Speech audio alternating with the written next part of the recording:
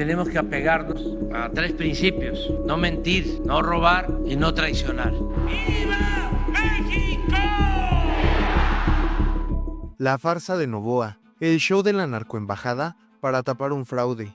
Ecuador está ardiendo, pero no por una revolución social, está ardiendo por una mezcla explosiva de cinismo político, crisis económica, violencia imparable y un presidente influencer que quiere hacerles creer que el enemigo es México, pero la verdadera realidad es crear una cortina de humo brutal para distraer a su pueblo del verdadero escándalo, una elección robada, un país hundido en pobreza y una familia política con negocios turbios por todos lados. Bienvenidos al reality show geopolítico que nadie pidió, pero todos estamos viendo. Y sí, esta historia tiene corrupción, violencia, diplomacia rota, fraude electoral, propaganda y, por supuesto, Estados Unidos mirando desde el palco.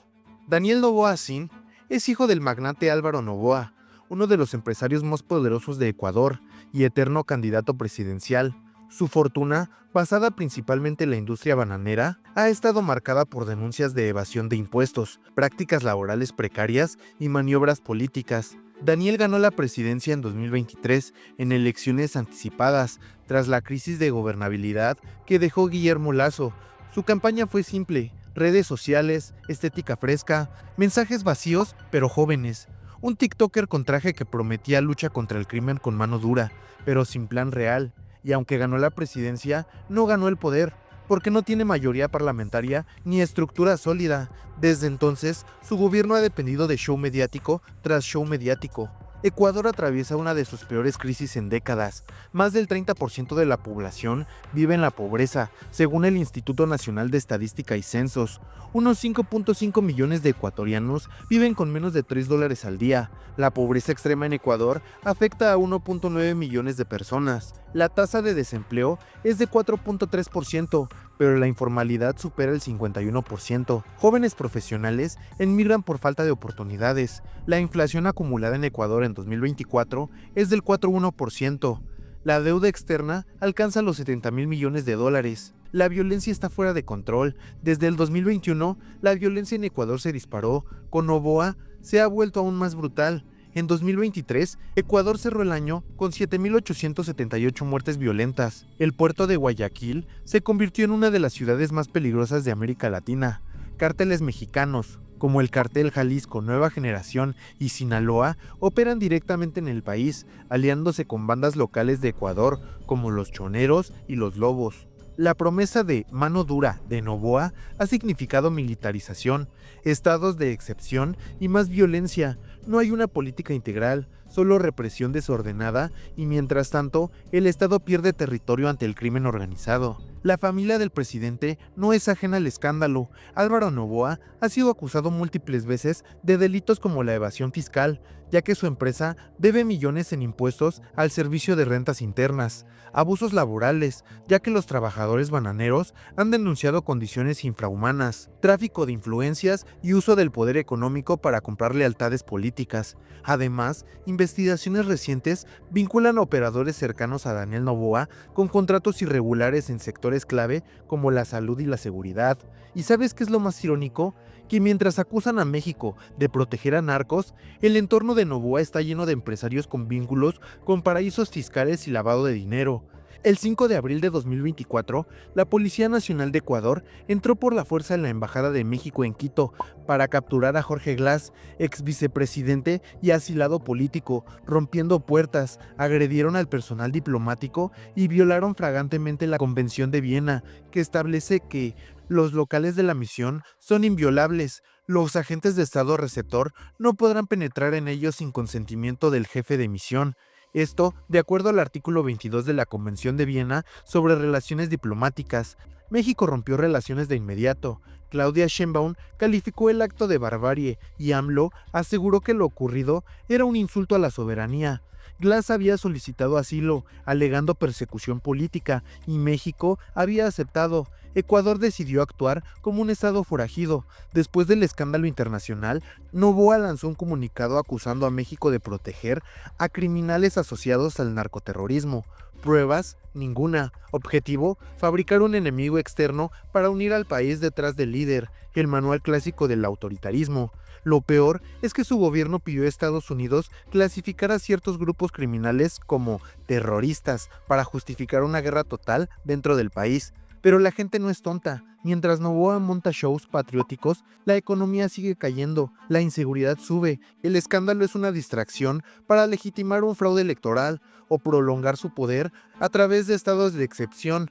Claudia Sheinbaum fue firme. México no aceptará que se viole su soberanía, no aceptamos un golpismo disfrazado de justicia. El caso llegó a la Corte Internacional de Justicia. México exigió la entrega inmediata de Jorge Glass, una disculpa pública del gobierno ecuatoriano, sanciones por la violación del derecho internacional y, lo más importante, ganó el apoyo internacional masivo, desde Colombia hasta la Unión Europea. Por su parte, Estados Unidos guardó silencio durante días. Finalmente, emitió un comunicado tibio que lamentaba los hechos, pero no condenó a Ecuador. ¿Por qué? Porque Noboa está alineado con los intereses de Washington, dolarización, apertura de inversiones y represión del narcotráfico, aunque esta sea fingida. La Organización de los Estados Americanos mostró su hipocresía habitual. Luis Almagro dijo que debe respetarse el derecho internacional, pero no exigió sanciones.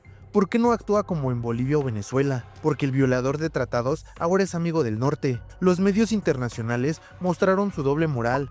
The New York Times habló de acciones preocupantes, pero evitó llamarlo asalto ilegal. CNN prefirió enfocarse en Jorge Glass como figura polémica. RT y Telesur fueron más críticos, pero su alcance es limitado. La narrativa dominante es, sí, fue feo, pero Ecuador tiene razones para estar molesto, lo cual es un insulto a la inteligencia diplomática.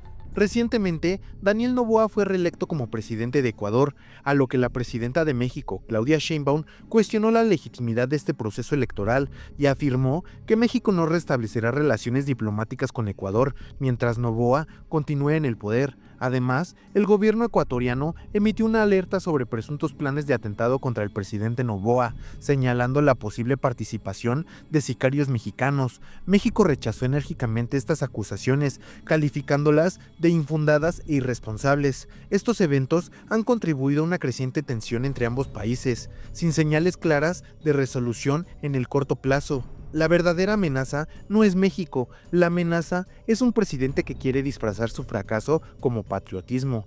La amenaza es que Ecuador se convierta en otro estado fallido, con un TikToker autoritario que usa el narco como excusa para concentrar poder. La amenaza es el silencio cómplice de Estados Unidos y la tibieza de organismos internacionales. La pregunta es, ¿cuánto tiempo más van a dejar que esta farsa continúe? Les vendieron el cuento del presidente joven que sí los entiende y les salió más viejo que todos, viejo en trucos, viejo en cinismo, viejo en las mismas estrategias de distracción de siempre. Miren allá, que acá estamos robando tranquilos.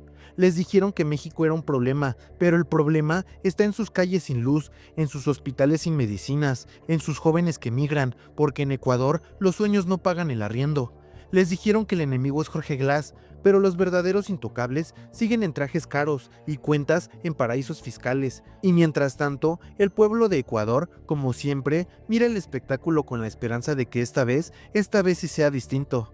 Pueblo ecuatoriano, si algo hemos aprendido es que cuando un político grita mucho patria, hay que revisar rápido su cuenta bancaria. Cuando te hablan de enemigos externos, probablemente está firmando contratos por debajo de la mesa. Y cuando te prometen orden con mano dura, suele ser porque te quieren callado, no seguro.